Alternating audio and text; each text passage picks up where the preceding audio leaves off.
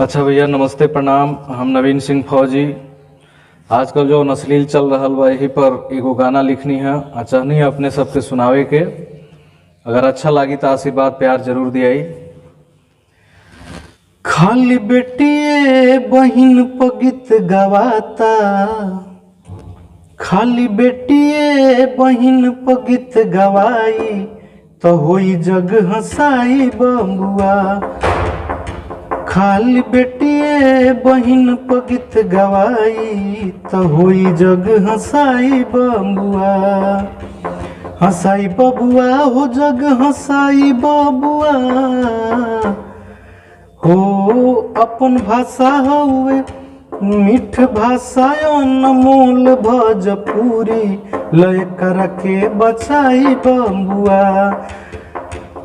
खाली बेटिए बहिन पगित गवाई तो होई जग हंसाई बबुआ। हाँ खाली जातिवादी पर गीतिया गवाता तो पली जतिया के बखान कइल जाता। खाली जातिवादी पर गीतिया गवाता तो पली जतिया के बखान कइल जाता। जमन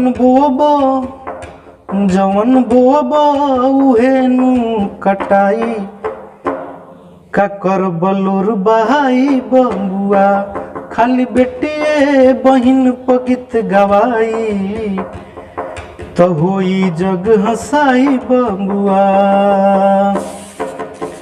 लट धुन धुनी रोस भाषा भोजपुरी गीत अश्लील गावल काबा जरूरी। लट धुन धुनी रोस भाषा भोजपुरी गीत अश्लील गावल काबा जरूरी। जब अपना पर परी तो दुखाई, जब अपना पर परी तो दुखाई तोहरा के समझाई बबुआ।